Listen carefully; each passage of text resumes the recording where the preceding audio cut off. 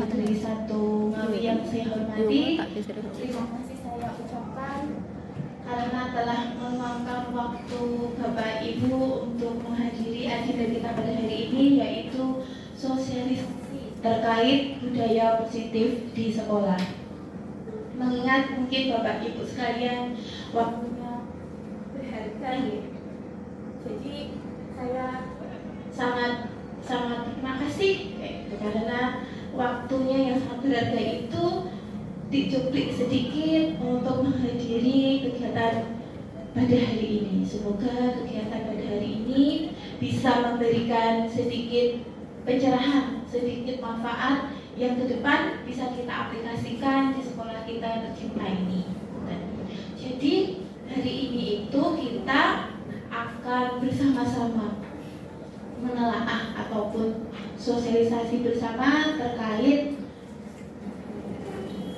budaya positif di sekolah. Sebelum materi saya sampaikan, untuk menghangatkan suasana, mungkin suasananya sudah hangat nih, biar semakin hangat, semakin panas, semakin terbakar semangat kita untuk belajar, untuk mendapatkan materi hari ini. Kita awali dengan sebuah cerita nih. Mungkin nanti dari Bapak Ibu sekalian bisa bercerita bagaimana keadaannya hari ini, apa yang sudah dilewati setengah hari ini, dan bagaimana feelnya, gitu aja. Untuk sebagai contoh ya, mungkin saya aja dulu. Jadi yang menginginkan yang memberi contoh nonton ya. Hari ini seperti biasa saya bangun pagi, siap-siap sholat, terus berangkat naik motor 1 jam lebih, nggak lebih ya, 1 jam hari ini mempersiapkan agenda hari ini, ngajar anak-anak di kelas. Hari ini lumayan crowded biasa karena anak-anak yang saya ampu itu kan anak yang spesialnya kebutuhannya adalah autis. Banyak faktor X, Y, Z yang membuat mungkin anak-anak itu pada hari itu ada yang kalem, ada yang aktif, dan sebagainya. Hari ini kebetulan anak-anak tenaganya luar biasa. Sebetulnya nggak hari ini saja, beberapa hari yang lalu juga kayak gitu. Mungkin itu membuat mungkin rasa capek yang luar biasa. Seperti itulah. Tapi rasa capek itu mungkin tidak begitu signifikan dirasa dibandingkan Bapak Ibu sekalian yang luar biasa juga, yang mengaku di kelas. Anak-anaknya juga pastinya luar biasa, nggak sebanding kayak gitu dengan di kelas saya. Tadi itu sampai akhirnya saya setting kelas. Saya karena di sini tidak ada media yang bisa seperti terowongan kayak gitu yang membuat anak-anak itu bisa safe terus bisa merasa ruang lingkupnya itu kecil kayak gitu. Jadi tadi itu saya tata meja ini supaya Renata itu bisa bahasanya brusuk di di bawah meja, di kolom itu sampai tenaganya itu terkuras. Kita sama-sama keringetan dan akhirnya lumayan tenang kayak gitu. Luar biasa, alhamdulillah. Dan itulah cerita saya hari ini. Semoga tidak lebay dan serba-serbi mengajar anak-anak. Mungkin ada teman-teman yang ingin sharingkan bagaimana pengalamannya hari ini. Gimana Pak Bambang pengalamannya hari ini? Luar biasa, alhamdulillah, Allahu Akbar, gitu ya Pak? Kalau hari ini alhamdulillah luar biasa ya. Tadi kegiatannya dari rumah itu sebelumnya bangun sekitar jam 2.30, terus ya membersihkan badan lah, terus habis itu kita aktifkan sepertiga malam terakhir sampai pada subuh, baru saya ikut bantu-bantu di dapur, terus ke sekolah sekitar 6:30 sampai sekolah. Alhamdulillah sebelum 7:30 sudah sampai, dan bisa membersamai anak-anak kegiatan sholat duha, meskipun untuk persiapan wudhu ya seperti biasalah memakan waktu agak lama, dan setelah itu baru saya serahkan anak-anak kepada bapak ibu guru masing-masing. Demikian untuk kegiatan pagi ini. Alhamdulillah lancar nih Pak hari Alhamdulillah. ini. Kalau Bu Yana gimana Bu hari ini Bu? Gimana kabarnya? Luar biasa nggak Bu? Alhamdulillah, terima kasih Bu Riris. Hari ini seperti biasa, bangun pagi, kegiatan sama dengan yang lain, sholat, masak, kemudian berangkat ke sekolah. Sama di sekolah, kebetulan baru satu anak yang masuk, karena banyak yang nggak masuk hari ini. Satu telat, jadi berdoa hanya dengan satu anak. Kemudian setelah berdoa, kita arahkan anak-anak untuk vokasi. Nah kebetulan karena Evi tidak masuk hari ini, jadi vokasi musiknya itu kita pending. Jadi ini Dimasnya ke cuci motor dan Izanya saya arahkan ke sekretariat. Dan kebetulan agak rewel juga, baru datang tidak mau seperti itu. Dan setelah itu istirahat, anak-anak makan, jajan, dan belajar kembali. Saya beri tugas dan kita kesini.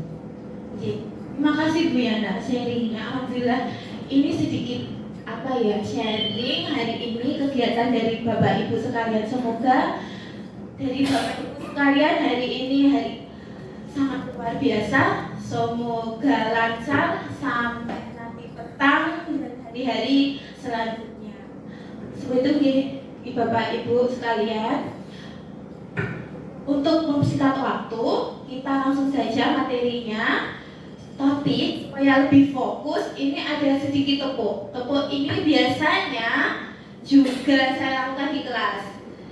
Sebetulnya untuk anak-anak, tapi saya mohon maaf, hari ini mari kita lakukan bersama supaya lebih fokus dan semangat. Ngerti Bapak Ibu sekalian? Oke, tepuknya seperti ini. Contoh dulu nggih. Tepuk 1, yes. Tepuk 2, oke. Tepuk 3, semangat.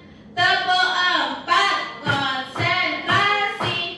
Tepuk 5, ayo belajar. Tepuk fokus, melihat, mendengar, mengingat, fokus. Ngonten nggih? Sepertinya bunga sampun ngertos nggih. Ngertos luar biasa umur. Jadi itu tepuknya. Sudah hafal belum nggih? Sekali lagi nggih. Tepuk 1, yes. Tepuk 2, oke. Tepuk 3, semangat. Tepuk 4, konsentrasi. Tepuk 5, ayo belajar. Tepuk fokus, melihat, mendengar, mengingat, fokus. Ngerti nggih? Lagi nggih Bapak Ibu sekalian, biar tambah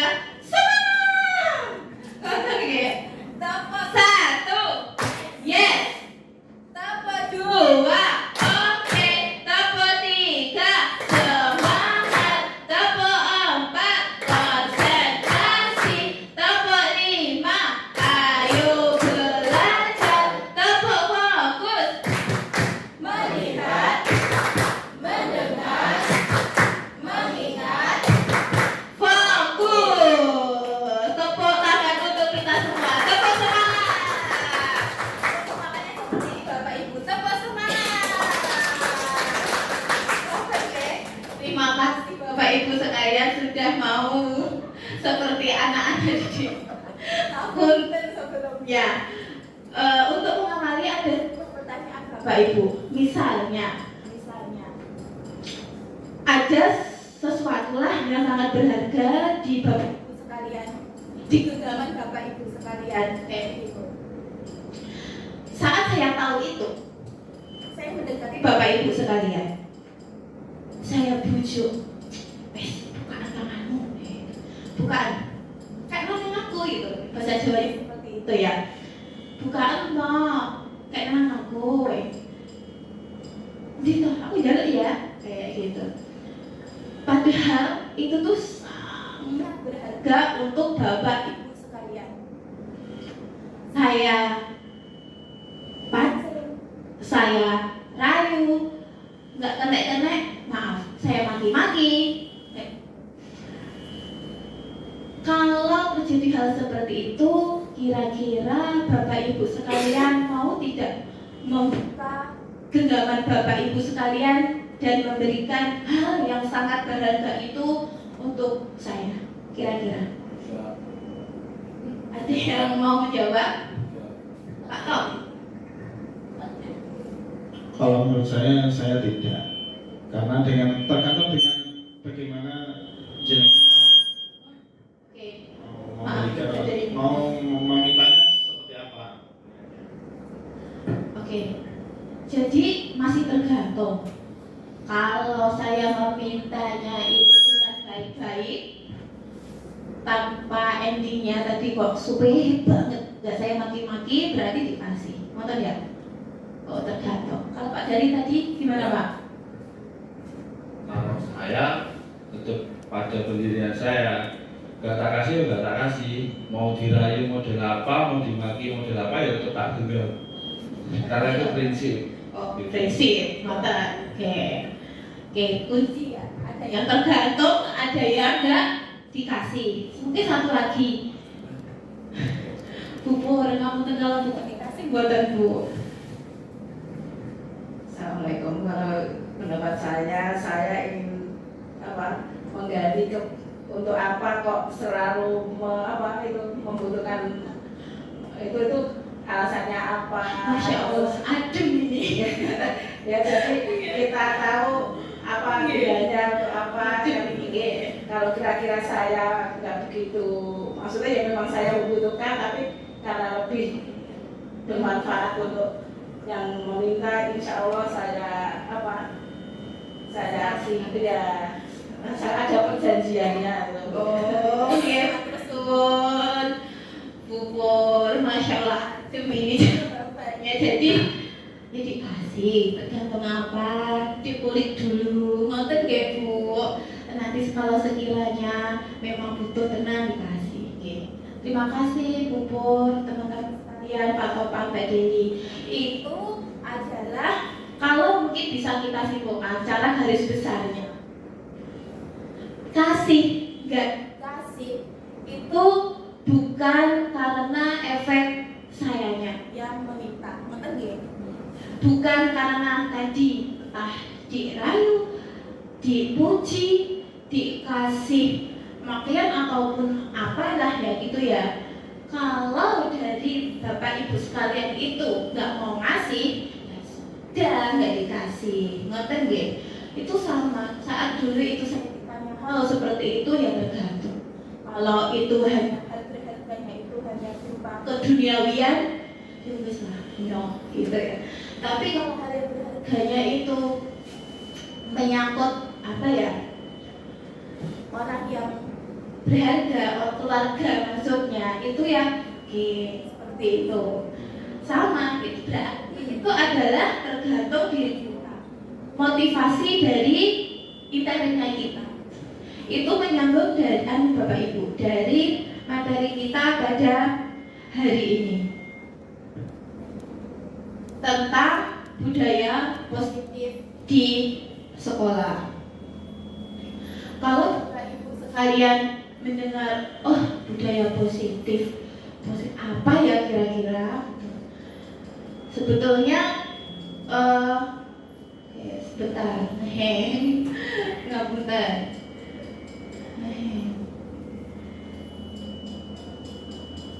Nggih Bapak Ibu.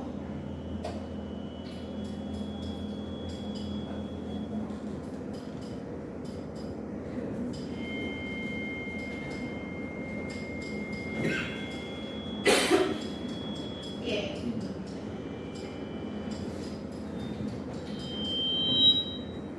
Nih, mengingat tadi yang sudah saya pertanyakan terkait motivasi yang ada dalam diri kita, hubungannya nanti apa sih dengan budaya positif di sekolah?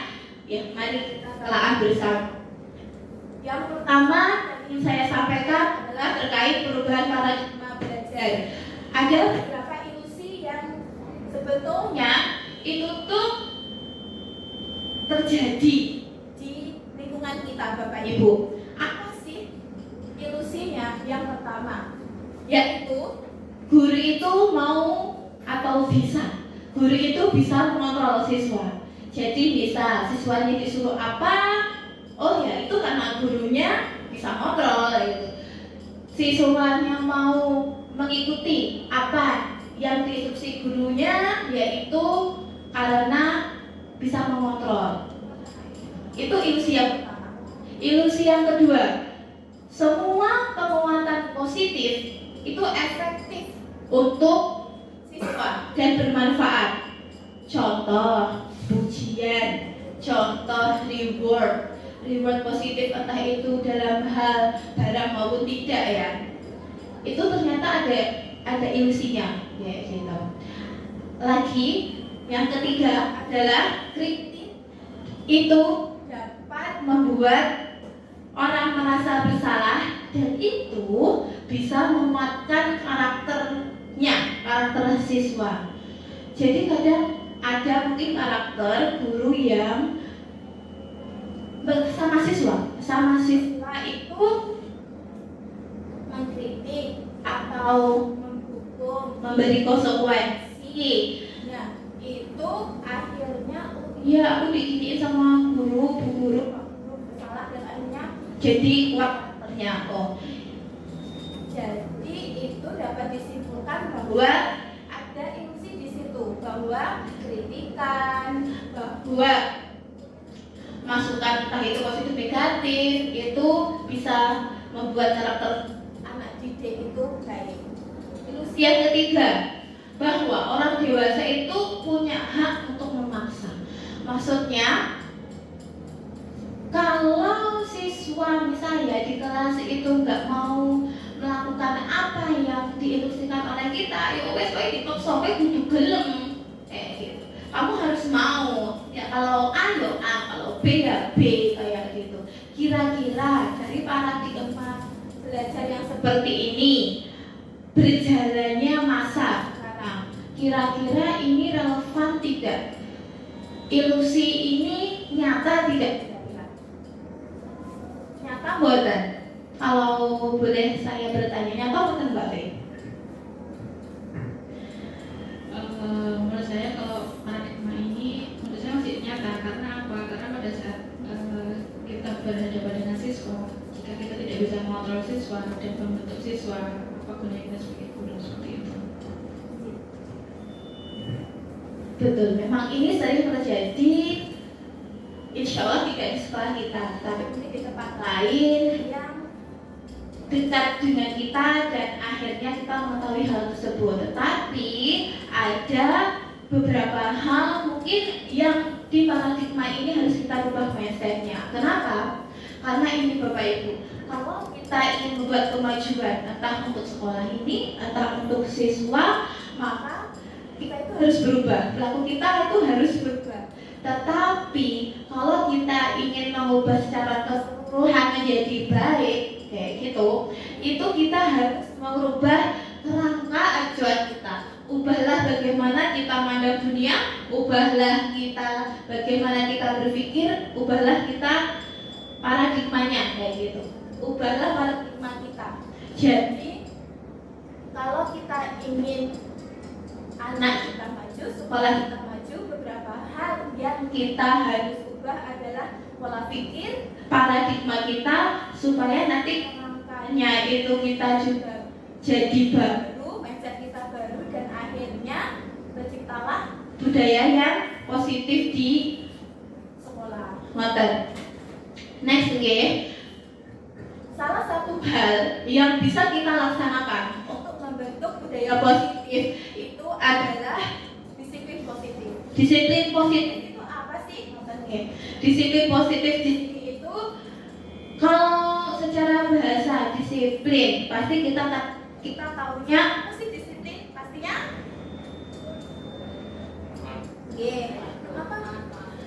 Taat, patuh, tertib, ngoten. Bentuknya banyak kayak gitu.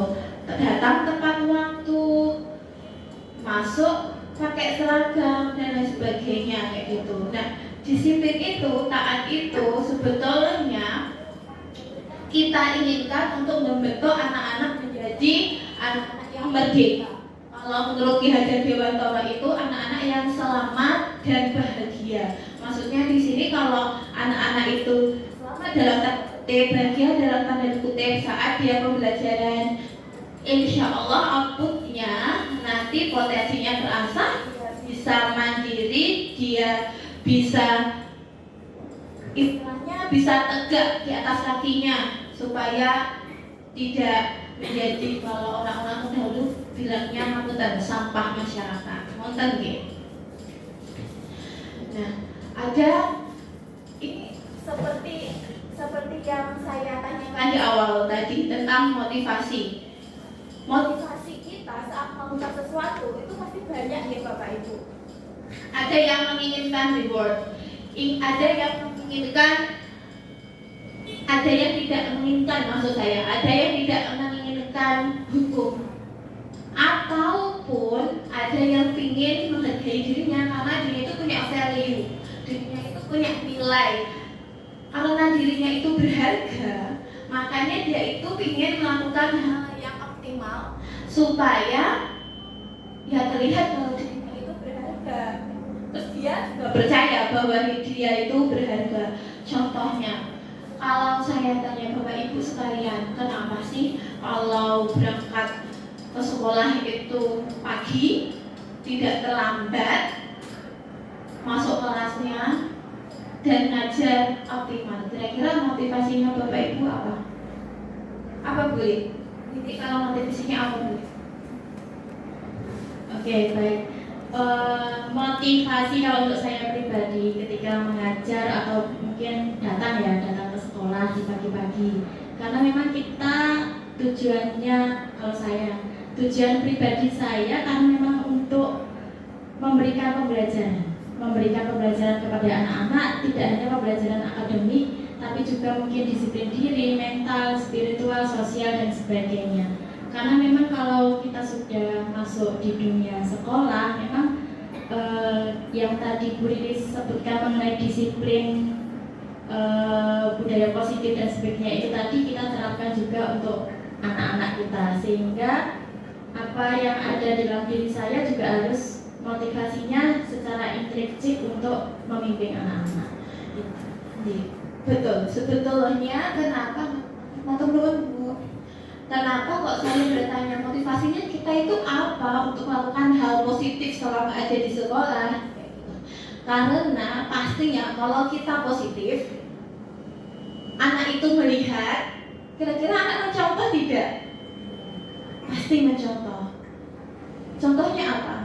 Ya tidak susah jauh-jauh ya, anak saya sendiri aja, Dinda itu saya buktikan sendiri tadi. Dia bicaranya banyak yang kotor, yang keluar gitu. Padahal kalau di kelas itu siapa sih yang menyatakan kotor? Insya Allah saya nggak pernah mencontohkan itu.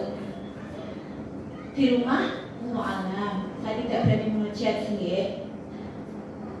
Tidak tahu di rumah itu bagaimana. Tapi suatu ketika saat ada pelajaran tertentu, ada tamu di kelas saya, ngobrol sebetulnya biasa ngobrolnya kayak gitu. Tapi kalimatnya saya dan kalimat teman saya yang kesannya datang untuk tanya sesuatu terekam, dan Dinda itu mengucapkan lagi, wah anak ini memang memorinya ini banget, pasti kayak gitu. Kita itu dicontoh sama anak-anak. Kalau Pak Faisal kira-kira melakukan hal baik di sekolah, apa yang jadi motivasinya Pak Faisal? Yang jadi motivasi ya membuat karakter anaknya itu jadi lebih baik. Jadi minimal ya si anaknya itu lebih baik dari hari kemarin gitu. Oke.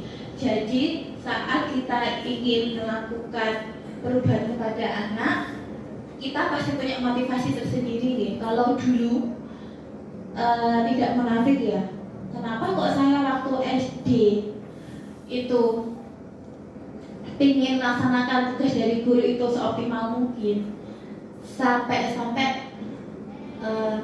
pernah dalam tahap perfeksionis, meskipun sekarang tidak ya, karena ya itu nggak bagus banget kayak gitu.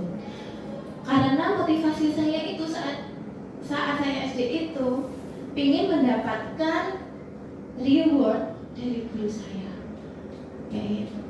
Saya nggak ingin dihukum, dan yang paling level tertinggi adalah saya ingin membahagiakan orang tua saya, kayak gitu. Jadi ingin melakukan hal yang optimal.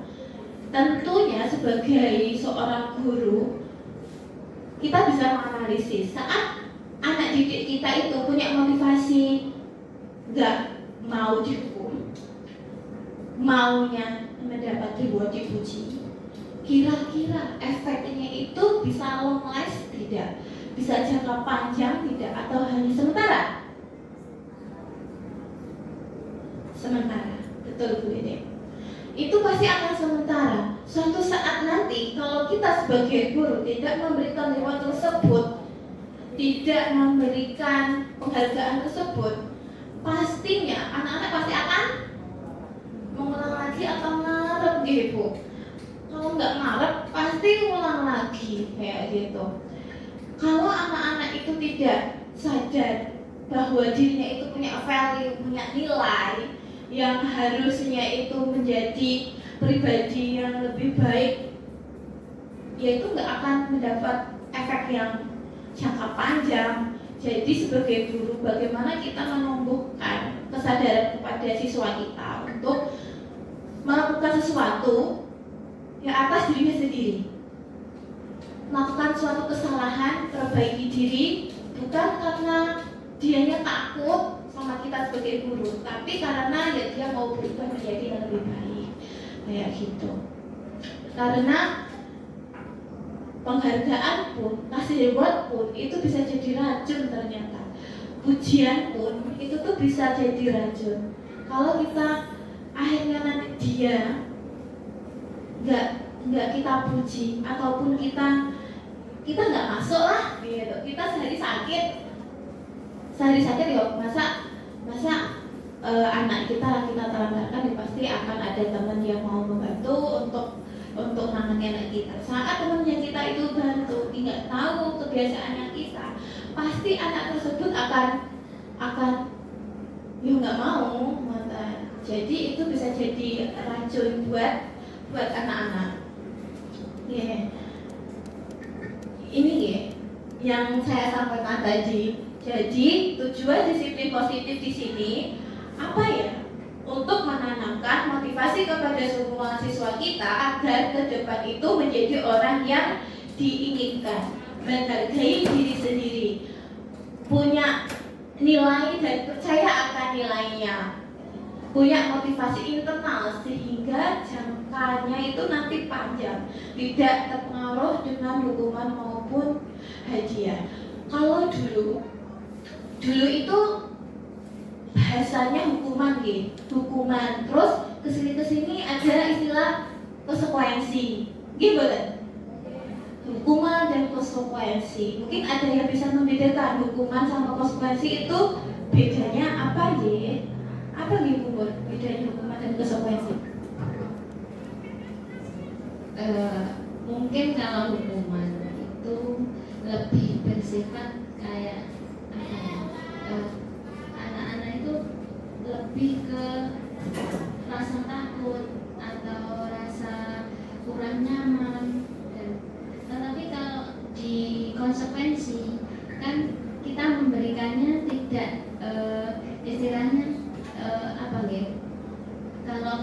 itu hanya ibaratnya kita masih ada kelunaan atau dengan siswa itu tidak berlebih dalam memberikan sesuatu imbalan dari apa yang telah dilakukan, seperti itu. Jadi teman-teman, Bapak Ibu sekalian, kalau boleh saya tarik benang merah dari yang disampaikan Bu Nur tadi, hukuman sama konsekuensi itu berbeda. Hukuman itu biasanya sifatnya menyakitkan, menyakitkan, dan efeknya biasanya lebih lama di anak, bekas kayak gitu. Kecuali kalau karakter anaknya dapet ada kutip kayak gitu, pasti nggak akan guru seperti itu kayak gitu. Tapi kalau bagi anak-anak yang sensitif kayak gitu, pasti itu akan memeles, pasti akan tertanam di pikirannya. Oh, guru matematikaku itu galak, aku nggak suka matematika, aku nggak mau belajar matematika, dan akhirnya jelek nilainya kayak gitu, pasti itu akan bertanam. Kalau konsekuensi biasanya itu sudah ada ini Bapak Ibu kesepakatan. Oh, kita sepakat kalau belajar nggak rame, konsekuensinya nulis surat Al-Fatihah 10 kali. Jadi ada kesepakatan kalau konsekuensi. Dan biasanya karena ada kesepakatan tersebut, efeknya itu nggak jangka panjang. Anak sedih, ya sedih. Anak kesel, ya kesel. Tapi biasanya hanya pada saat hari itu, nggak berlarut-larut lah. Ini ada sebuah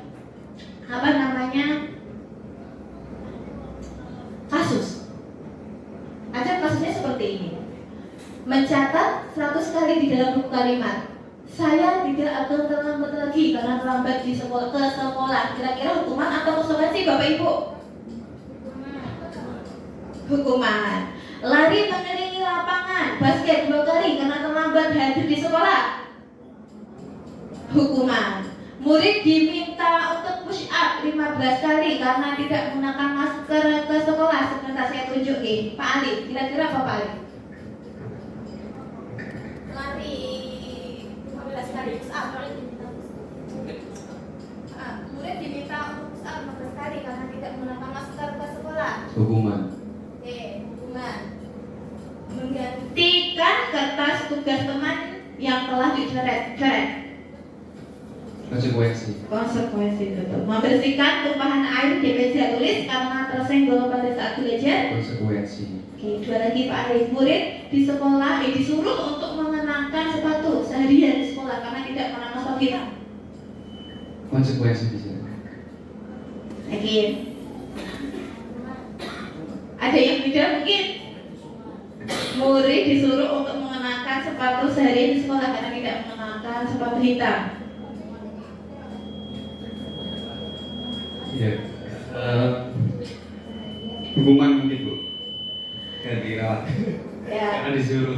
Iya, hukuman ini maksudnya murid disuruh untuk tidak mengenakan sepatu seharian di sekolah karena tidak bawa sepatu hitam. Ini termasuk hukuman. Lari mengelilingi lapangan basket 2 kali karena terlambat 10 menit.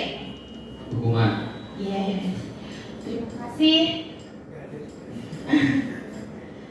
Bapak Ibu sekalian, jadi kita bisa membedakan mana hukuman, mana konsekuensi. Kira-kira kalau sekarang konsekuensi itu tidak kita lakukan, relevan tidak? Coba nanti kita bahas Kalau anak kita melakukan sebuah kesalahan di kelas, di sekolah, kira-kira hal yang pertama kita lakukan, kita angan-angan itu apa? Misal contoh, anak bawa HP ke sekolah, padahal nggak boleh bawa HP.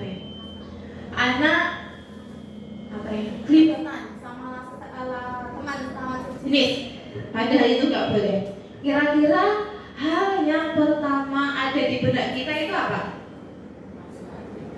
Menasihati, terima kasih Ibu Nur. Pasti saat anak-anak melakukan sebuah kesalahan, ada tadi motivasi yang melatar belakangi, itu pasti. Dan yang kedua yang mungkin bisa kita telaah adalah sebetulnya kebutuhan apa sih yang anak ini itu perlu tapi belum terpenuhi. Di sini ada 5 kebutuhan yang saya tampilkan Bapak Ibu. Ada kebutuhan bertahan hidup, ini yang menyangkut terkait fisiologis dirinya, kebutuhan diri, ya makan, minum dan sebagainya gitu gini. Kalau bertahan hidup, kebutuhan kasih sayang, ya kebutuhan mereka untuk diperhatikan, disayangi, dikasihi, penguasaan diri. Maksudnya penguasaan diri di sini itu adalah kebutuhan bahwa kita itu tahu dan menghargai bahwa mereka itu punya potensi, punya suatu hal yang berharga, penghargaan lah, seperti kebutuhan penghargaan. Terus ada kebutuhan kebebasan, kebutuhan untuk memilih apa yang mau dia lakukan, kebutuhan untuk memilih mau menjadi seperti apa dia, dan kebutuhan kesenangan, kebutuhan ya untuk supaya dirinya itu merasa bahagia. Itu adalah beberapa kebutuhan yang diperlukan oleh anak-anak. Kira-kira sampai sini insya Allah bisa kita pahami ya Bapak Ibu sekalian. Di 5 kebutuhan ini ada nih. Mungkin ada yang perlu di-sharingkan. Kalau wonten ini ada beberapa kebutuhan siswa yang saya ingin sampaikan. Ada sebuah kasus. Ada Dinda, seorang anak kelas 3 SD. Begitu tiba di rumah setelah pulang sekolah, dia menangis, mengadu ke ibunya. Terus dia bilang, dia benci sama bu guru, benci sama Bu Lilis gitu ya. Gurunya di kelas, gurunya di sekolah. Menurut Bapak Ibu sekalian, kebutuhan yang berusaha Dinda penuhi jika ditanya ibunya, terus jawabannya Dinda seperti ini. Ibu, tadi ibu guru di sekolah itu ini bu, dia itu nggak mau Dinda bersenandung, nggak mau itu Dinda itu nyanyi, katanya harus tenang bu, nggak boleh ada suara. Kalau Dinda curhat seperti itu sama ibunya, kira-kira kebutuhan apa yang belum terpenuhi di Dinda, Pak Top? Menurut saya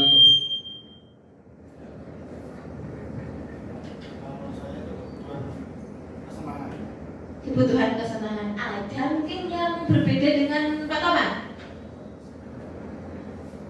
Kenapa Pak B? Perlindungan dan pembelaan. Perlindungan dan pembelaan. Tadi ada 5 kebutuhan Pak. Ada kebutuhan kasih sayang, kebutuhan penguasaan, kebutuhan penghargaan. Ini Pak.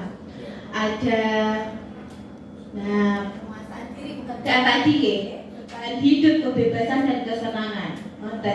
Kalau Pak Topan tadi kesenangan ya? Kesenangan. Kalau Pak B? Kasih sayang. Oke, mungkin ada lagi, satu lagi. Kebebasan. Oke. Coba ya. Yang betul, yang mana kira-kira yang paling tepat? Kesenangan.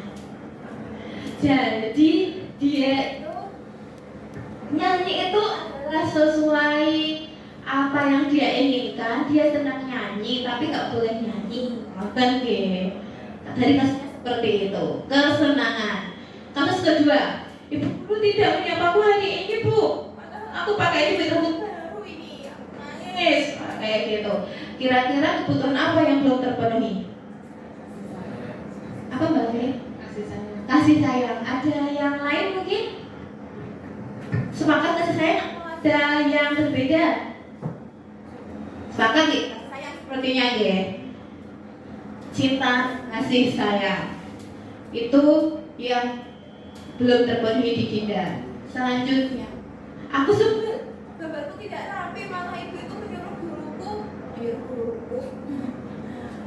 malah ibu guru menyuruhku nunjukin ke teman-temanku di depan kelas. Aku malu bu, kayak gitu. Kira-kira kebutuhan apa ini yang belum terpenuhi? Perlindungan Pak Faisal, coba ya. Oke. Penguasaan ternyata. Jadi dia butuh kalinya itu dihargai, ternyata belum dihargai. Masa malu. Aku bosen, masa belajarnya cuma gitu-gitu aja, dengerin ibu guru aja. Kebutuhan apa kira-kira? Kira-kira kebutuhan ngapunten. Bisa diulang Mbak? Saya kurang jelas dari saya. Oh, Nggak pakai kacamata. aku bosen, masa belajarnya cuma gitu-gitu aja, dengerin ibu guru aja belajarnya. Anaknya bosen bu saat belajar. Jadi kalau anak itu bosan belajar, kebutuhan apa yang belum terpenuhi? Kebutuhan penguasaan diri. Kebutuhan bu ternyata. Jadi dia ingin model belajarnya kok gitu-gitu aja ya. Ada yang lain nggak sih?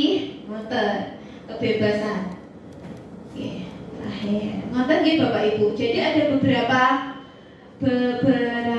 kebutuhan siswa yang sekiranya itu tuh harus kita gali. Jadi saat anak itu merasa sesuatu atau melakukan suatu kesalahan, yo kita sebagai guru bisa menganalisis kira-kira kita bisa memenuhinya itu di kebutuhan yang mana. Seperti itu Bapak Ibu. Yeah. Nah, saat anak itu melakukan sebuah kesalahan, terus melakukan suatu hal yang saya kan videonya. Saat suatu anak itu melakukan suatu kesalahan, misal tadi ya bawa HP atau sama temannya majelis dan akhirnya itu kita di sekolah temannya terganggu dan kita sebagai guru harus mengarahkan. Itu ada beberapa posisi kontrol kita sebagai guru yang bisa kita laksanakan. Ada posisi kontrol sebagai penghukum, posisi kontrol restitusi sebagai penghukum, pembuat rasa bersalah, teman, pemantau, dan manajer. Kalau penghukum di sini bisa dikatakan level terendah lah kita sebagai guru, kayak gitu. Kenapa? Karena kalau sebagai penghukum ini pasti sebagai guru kita itu memberikan arahan kepada anak itu dengan nada yang keras. Kamu itu udah nggak seragama sekolah, nggak suatu ireng, bla bla bla bla, seperti itulah ya. Sudah pakai nada yang keras, anaknya efeknya pasti akan malu, sedih, nangis, narik dari komunitas temennya. Kecuali mungkin tadi bagian anak itu dapet gitu ya, kayak gitu. Tapi kalau kondisi kita saat ini, kalau kita telah sudah gak relevan kalau posisi kita sebagai penghukum. Apalagi kalau kita mendengar banyak di sosial media gitu Bapak Ibu sekalian. Masanya masa kita tuh udah berbeda.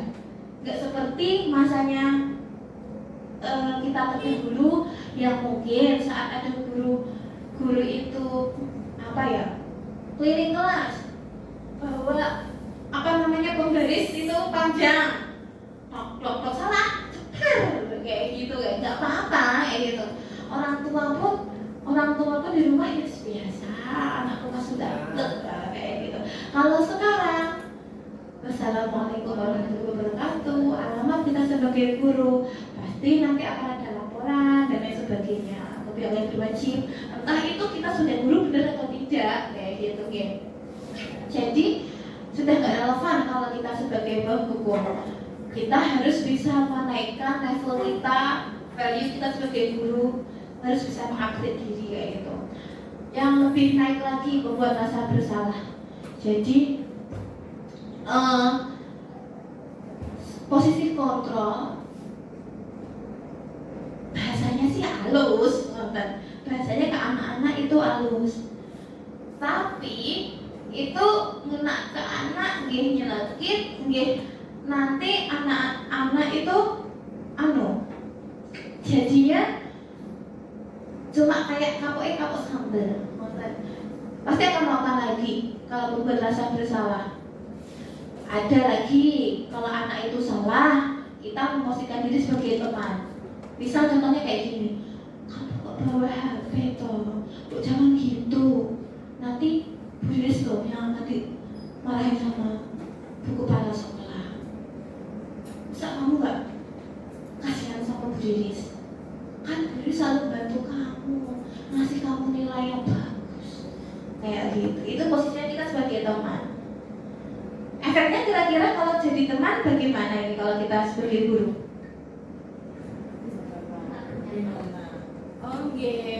Lebih mengenal betul. Kalau saat saya mengetahui hal ini, posisi saya nggak munafik nih.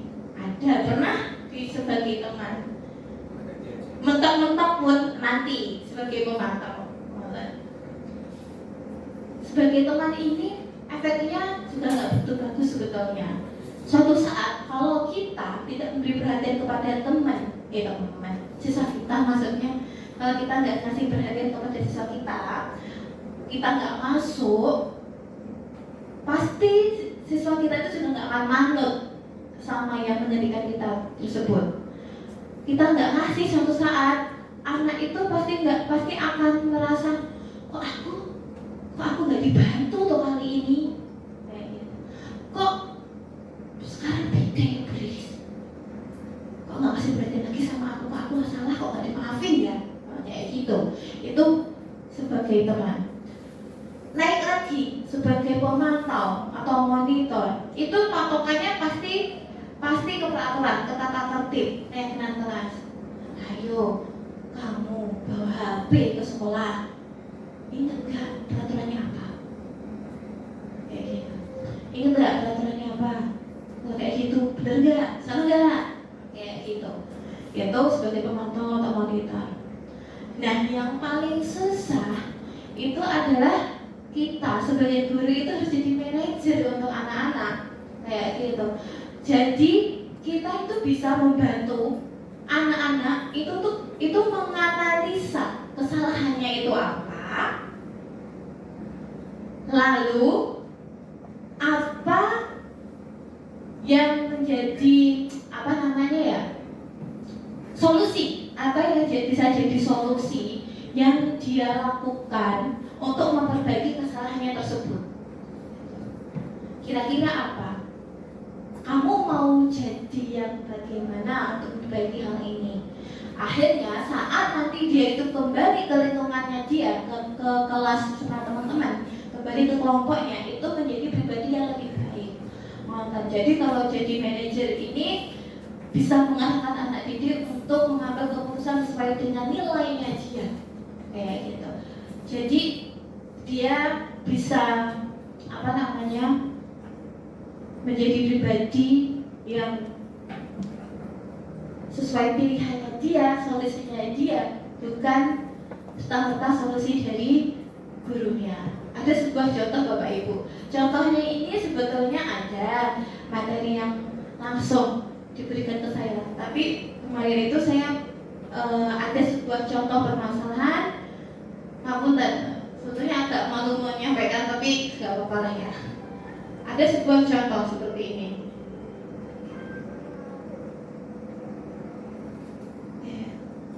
Saya besarkan dulu suaranya. Next kali ya, langsung aja.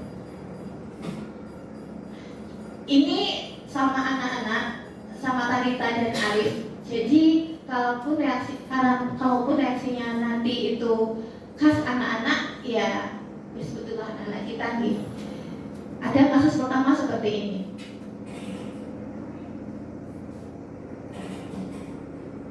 Jadi itu ceritanya, ada sebuah kasus Arif itu rame di kelas, gitu.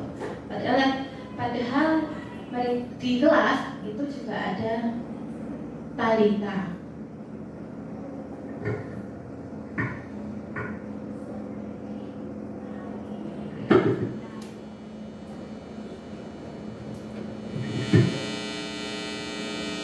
Kurang keras gitu Bapak Ibu.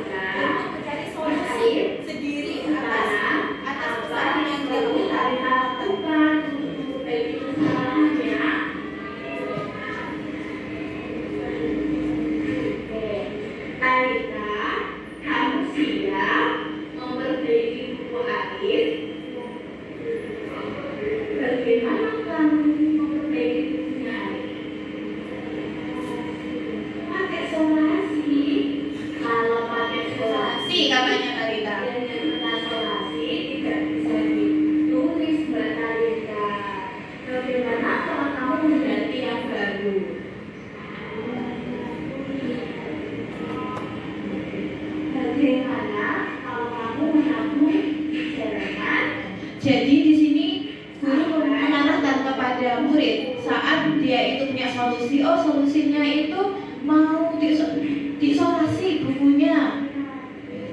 Guru mengarahkan itu nggak bisa kalau diisolasi, nanti nggak bisa nulis, akhirnya dibantu diisolasi. Kita kalau diganti yang baru, siswa nggak ya sudah, nabung sedikit di celengan.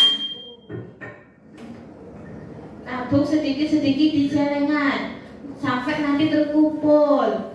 Jadi kalau sudah terkumpul baru diganti mantan.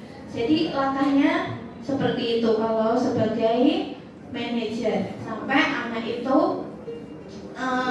berbaikan. Nah, jadi beda halnya ini beda halnya kalau kita sebagai penghukum ya.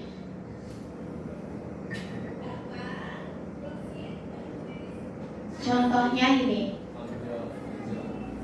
saat belajar di kelas ada nanti siswa, misal ada siswa melakukan suatu kesalahan, siswa tertidur saat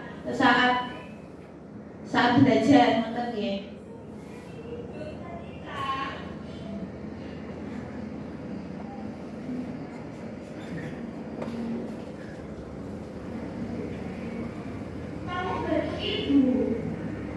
Tadi malam tidurmu sampai malam.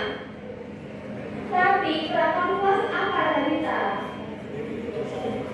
Nggak bisa. Kamu tahu.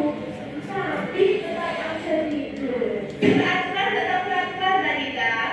Kamu sudah tidur di depan kelas. Sana berdiri sampai istirahat. Set ayo. Jadi ya terus saya liriknya maaf ya. Jadi itu sebuah ilustrasi. Kalau sebagai penghukum itu sudah nggak relevan lah untuk saat ini kayak gitu. Anak bukannya sadar atas kesalahannya, tapi nanti justru terpatri. Aku nggak suka sama guru itu kayak gitu. Jadi bagaimana sebisa mungkin kita sebagai guru bisa menjadi manajer untuk siswa. Sulit pasti, tapi kalau nggak dicoba kita nggak akan pernah tahu. Itu adalah salah satu aspek budaya positif yang bisa kita lakukan di sekolah, yaitu menjadi guru dengan posisi kontrol yang tepat. Setidaknya kalau nanti itu bisa terlaksana, semoga saja iklim di kelas dan sekolah bisa menjadi bagus. Lagi untuk beberapa hal yang bisa kita lakukan saat menginginkan daya positif di sekolah adalah membuat keyakinan kelas. Alhamdulillah nih Bapak Ibu, ini bukannya sombong, bukannya gimana-gimana, tetapi alhamdulillahnya saat saya ngajar, entah dimanapun gitu, itu awal tahun ajaran baru pasti di kelas itu ada tempelan peraturan kelas. Tapi ternyata yang betul itu kita tidak hanya buat peraturan kelas, tetapi buat keyakinan kelas. Karena peraturan dan keyakinan kelas itu berbeda.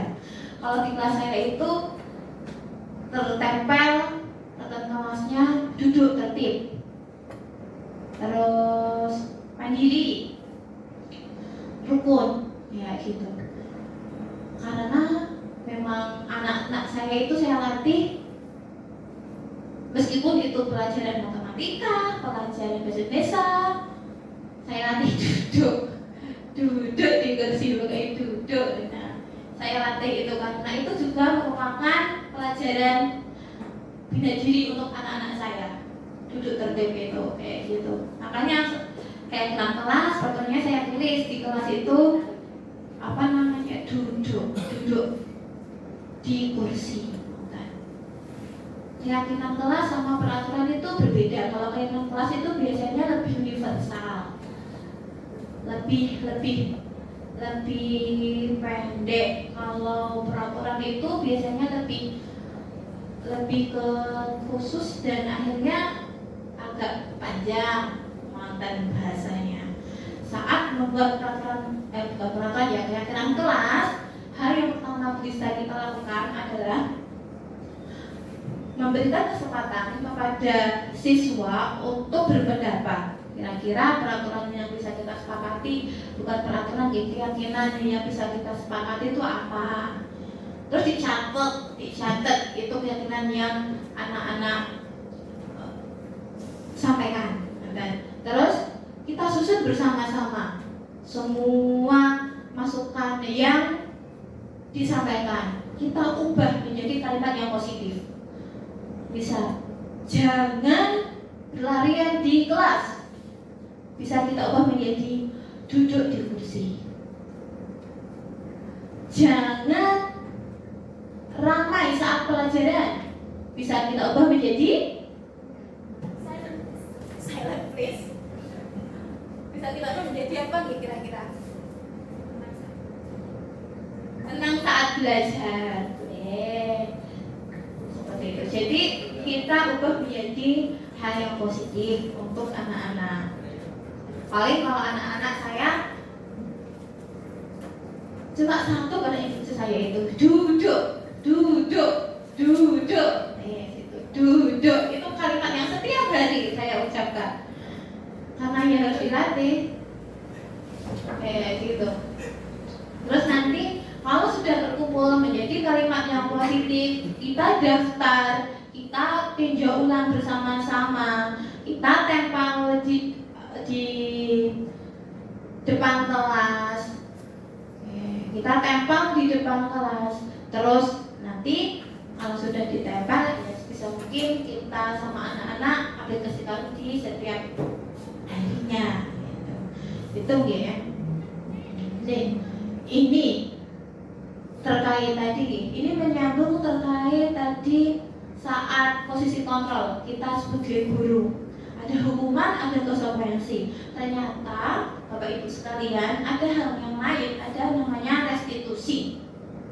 Restitusi ini adalah salah satu langkah di mana guru itu mengarahkan kepada siswa untuk tadi ya, mengetahui nilainya dia dan mengarahkan anak itu supaya tahu harus berbuat apa sesuai pilihannya dia, dan dia itu harus menjadi pribadi yang bagaimana sesuai pilihannya dia bisa bertanggung jawab atas pilihannya, dan nantinya saat dia itu kembali ke teman-temannya di kelas setelah memperbaiki kesalahannya tersebut, dia bisa menjadi pribadi yang lebih baik. Itulah restitusi. Restitusi itu Bapak Ibu ada beberapa langkah, ada 3 langkah yang ada di angan-angan saya saat materi restitusi ini saya dapat dari Bapak Ibu. Sebetulnya sudah dilaksanakan, tetapi belum konsisten, dan ada yang bagian atau langkah yang nggak saya lakukan secara konsisten.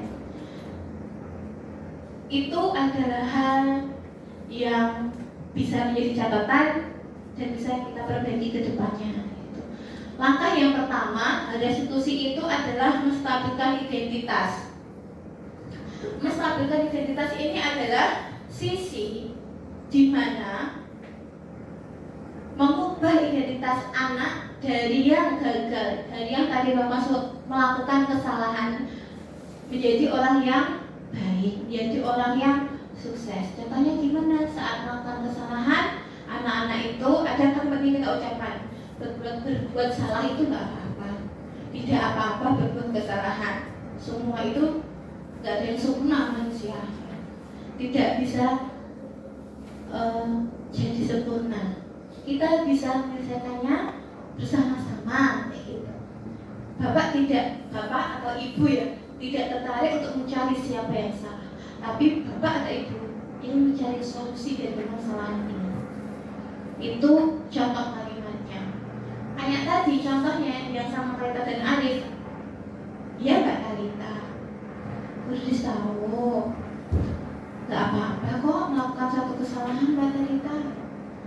Itu adalah kalimat yang mungkin bisa kita utarakan ke anak-anak, terutama mungkin anak-anak yang usia besar, yang memahami, sudah ekspresif dalam tingkatan bahasanya. Nah, ini yang tadi saya sampaikan, hal yang kadang itu saya skip. Nah, itu tadi kadang saya ucapkan ke anak-anak. Tapi kalau validasi tindakan yang salah, ini ada tahap yang selanjutnya. Ini yang mungkin sering saya skip. Jadi perlu diperbaiki ke depannya. Validasi tindakan yang salah ini tindakan yang menyarankan guru untuk berbicara kepada siswa bahwa melanggar peraturan adalah sikap yang baik, tetapi harus paham ini alasannya itu apa. Orang pasti melakukan hal yang terbaik pada waktu tertentu. Untuk itu perlu divalidasi kebutuhan siswa. Contohnya apa? Padahal kamu itu bisa melakukannya lebih dari ini. Kamu pasti punya alasan ya mengapa melakukan hal ini. Kamu boleh mempertahankan sikap itu, tapi kamu harus menambahkan sikap baru. Misal kayak gitu. Oh, iya, Mbak Talita salah. Kira-kira apa ya yang bisa diperbaiki dari ini? Misal kayak gitu. Lalu yang terakhir adalah menanyakan keyakinan. Setelah ada tadi 2 tahapan ya, validasi tindakan yang salah. Sebelumnya ada menstabilkan identitas. Yang terakhir adalah menanyakan keyakinan. Di tahapan ini anak telah siap untuk dihubungkan dengan nilai-nilai yang dipercaya dan berpindah menjadi orang yang diinginkan. Contohnya, apa yang kita percaya sebagai kelas, maksudnya ini apa yang kita percaya di keyakinan kelas kita, bisa kayak gitu. Apa yang sudah kita sepakati di keyakinan kelas. Oh, ini sesuai nggak dengan keyakinan kelas kita, Mbak Talita? Kamu ingin jadi apa? Jadi dengan bahasa yang lebih halus, dengan bahasa yang lebih tertata, ada patternnya tadi itu, ada 3 pattern tadi dilaksanakan. insya Allah itu akan lebih mengena ke anak kayak gitu. Terkadang kalau anak melakukan suatu kesalahan itu pasti capek, manusiawi. Semoga saya nggak lebih nih, tapi terkadang itu tuh karena anak-anak itu luar biasa, mungkin ya nombor terus anak itu melakukan suatu kesalahan pasti kita tuntut emosi pasti. Tapi insya Allah Bapak Ibu sekalian itu adalah guru yang luar biasa dalam kontrol emosi dan sebagainya, itu pasti insya Allah bisa lah kayak gitu nih. Jadi saat melakukan segitiga restitusi itu dengan baik, ada beberapa pengalaman dan pembelajaran yang bisa saya tarik kesimpulan kayak gitu. Dengan melakukan segitiga restitusi itu kelas akan lebih nyaman, bisa lebih aman untuk siswa. Contohnya saat Dinda dan Nelson, yang satunya meludahi, Dinda meludahi Nelson, gitu. Dinda belum paham dan Nelson pasti akan tersulut balas meludahi, dan terjadilah ludah-ludahan di kelas kayak gitu. Ya, itu pasti jangan dibayangkan lah, atau ya itu dibayangkan lah kayak gitu. Itu apa namanya, saat terjadi seperti itu, anak melakukan hal yang tidak sesuai dengan keyakinan kelas nih, harus rukun tadi ya saya nggak membela dua-duanya kayak gitu. Dua-duanya salah, yang satu memicu, yang satunya terpicu, bales kayak gitu. Meskipun belum bisa bahasa verbal, maksud itu paham. Kalau tidak sangat paham bahasa verbalnya kayak gitu, bahasa ekspresifnya dia juga paham. Bisa dilakukan hal seperti segitiga restitusi tadi. Dan 1-2 kali nggak mempan, nggak efek kayak gitu.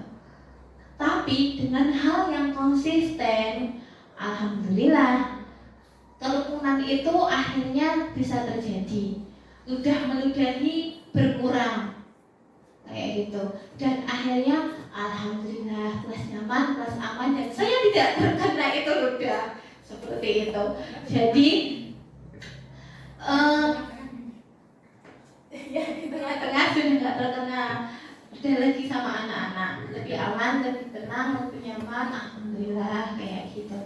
Jadi kalau kelas itu nyaman, tenang, sudah kayak apa namanya ya, sudah kayak tersetel, masuk ke sekolah, ke kelas, duduknya di mana ya sudah kayak gitu, sudah tersetel itu di Nelson sama Dinda, Renata pun sudah hafal apa namanya alur kalau di kelas itu bagaimana kayak gitu.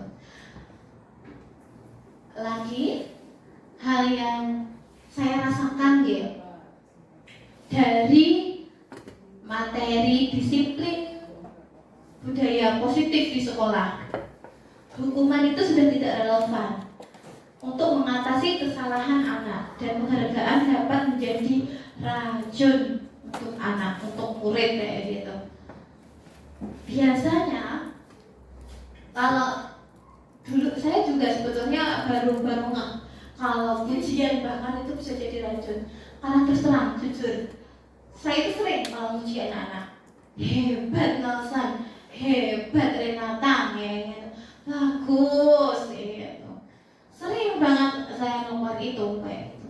Tapi ternyata efeknya itu juga bisa jadi racun ternyata untuk anak-anak kalau terlalu sering. Ternyata ibaratnya itu es teh terlalu banyak gula itu ternyata juga terlalu manis, nanti kita bisa diabetes ternyata kayak gitu. Jadi semua hal itu ternyata harus sesuai dengan porsinya, wajar, sewajarnya, bukan hukuman, bukan reward, penghargaan yang berlebihan, tetapi restitusi tadi bisa jadi pilihan gitu. selama pengalaman dan pembelajaran hal yang lain yang bisa saya ambil dari segitiga restitusi tadi itu sudah saya sampaikan ya. Ternyata sudah saya aplikasikan, tetapi belum konsisten dalam pelaksanaan, terutama di validasi tindakan. Itu tidak sering saya lakukan ternyata.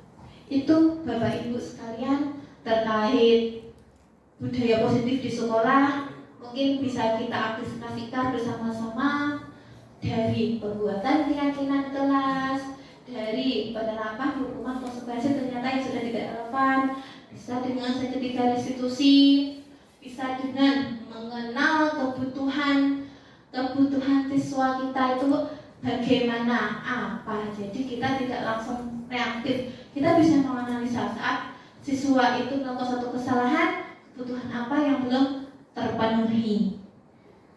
Kita bisa menganalisa juga motivasi dia melakukan sesuatu itu tuh apa, ya gitu. Kita harus membentuk motivasi yang intern dari dirinya siswa, bukan kita istilahnya secara ekstern ngasih masukan terus, tapi itu jangkanya jangka pendek kayak gitu. Itu yang mungkin bisa saya sampaikan. Kurang lebihnya mohon maaf. Ada yang mungkin bisa menyampaikan kira-kira dari hal yang tersampaikan tadi itu bagaimana ya? Susah nggak ya diaplikasikan untuk kedepannya? Kira-kira mungkin ada yang bisa menyampaikan? Pak Bambang mungkin kira-kira bagaimana Pak? Semua itu kalau menurut saya ada plus dan minusnya. Jadi ada yang sulit, ada yang mudah. Dan tapi kalau kita terpancang satu gitu aja, maunya mendisiplinkan tadi. Itu kadang kalau kita hanya fokus ke itu saja, itu sulit. Tapi kalau kita bantu dengan fokus yang lain, itu insya Allah tidak. Bahkan tanpa sengaja pun bisa terlaksana. Terima kasih. Mungkin ada satu lagi bisa menyampaikan dari materi tersampaikan tadi. Kira-kira ke depannya susah nggak ya sebagai guru kita untuk mengaplikasikannya? Kira-kira apa yang bisa dipetik dari materi yang tersampaikan tadi? Mungkin ada yang bisa menyampaikan. Apunten, Bu Mary mungkin.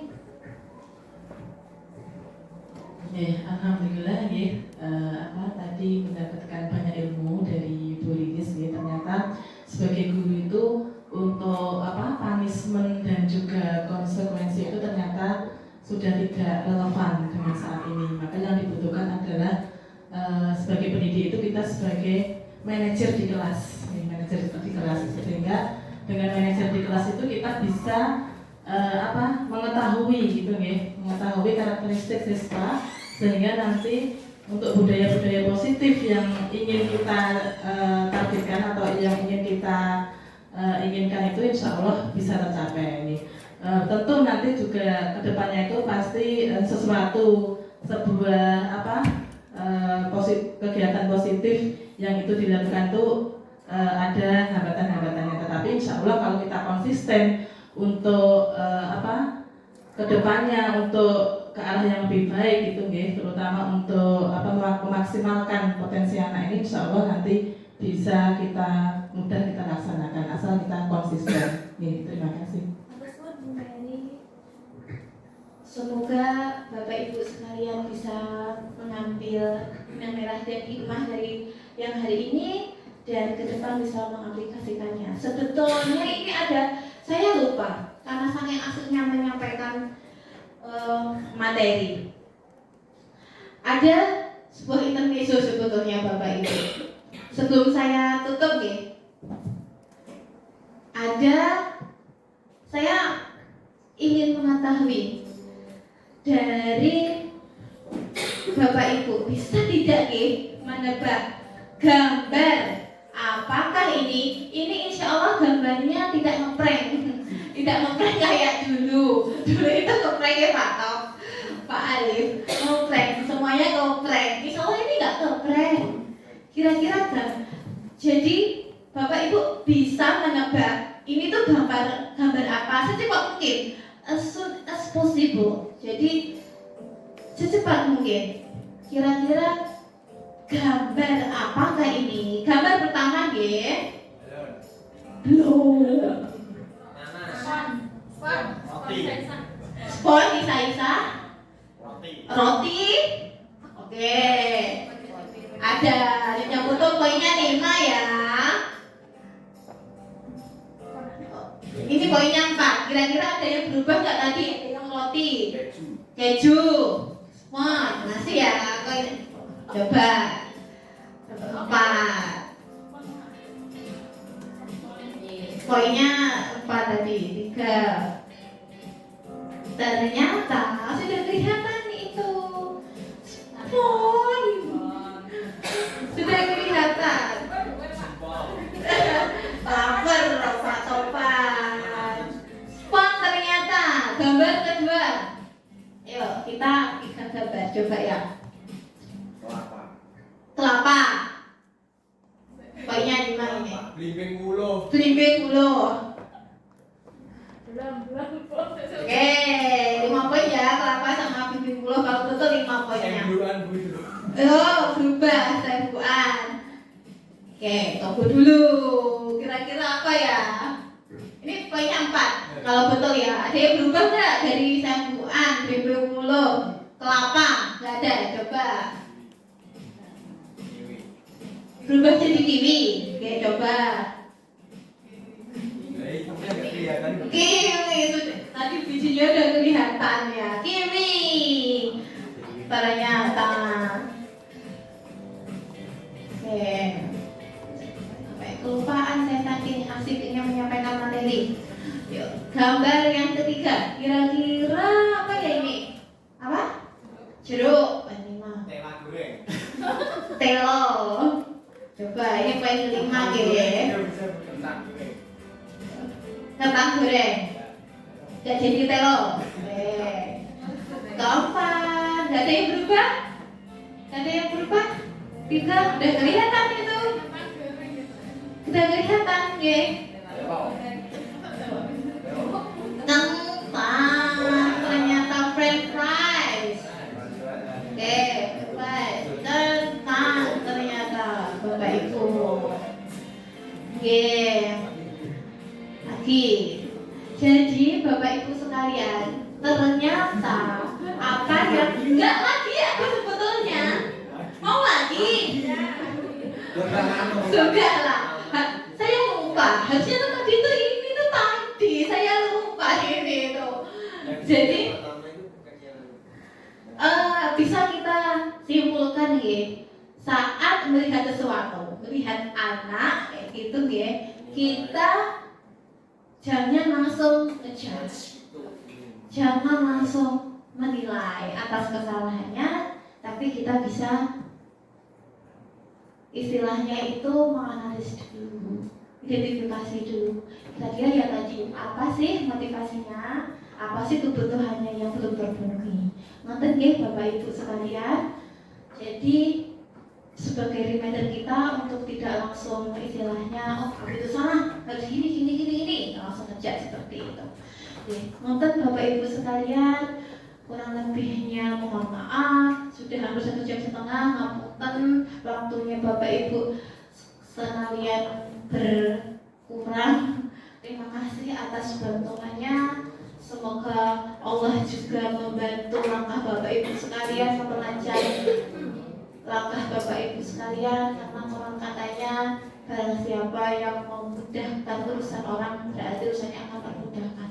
Semoga itu juga terjadi ke Bapak Ibu sekalian. Terima kasih. Semoga ke depan kita bisa menjadi guru yang lebih baik, anak-anak bisa lebih mandiri, terasah potensinya, dan bisa menjadi orang dalam tanda kutip sekolah terwujud budaya positif, menjadikan surga bagi kita saat kita bangun tidur yang ada di benak kita, alhamdulillah saya bisa bangun, alhamdulillah saya mau berangkat sekolah dengan senang. Tidak, ya Allah, aku harus kerja meneh, berserah gitu. Jadi bangun tidur dengan senang gembira, ke sekolahan menjadi tempat yang nyaman, tempat yang aman, tidak hanya untuk 1-2 orang, tetapi untuk semuanya. Tidak untuk 1-2 siswa, tapi semua siswa. Tidak untuk 1-2 guru, tapi untuk semua guru. Wonten ya Bapak Ibu sekalian, kurang lebihnya mohon maaf. Kalau bila ada tutur kata saya yang kurang berkenan, saya mohon maaf. Saya tutup sekiranya. Wassalamualaikum warahmatullahi wabarakatuh. Waalaikumsalam.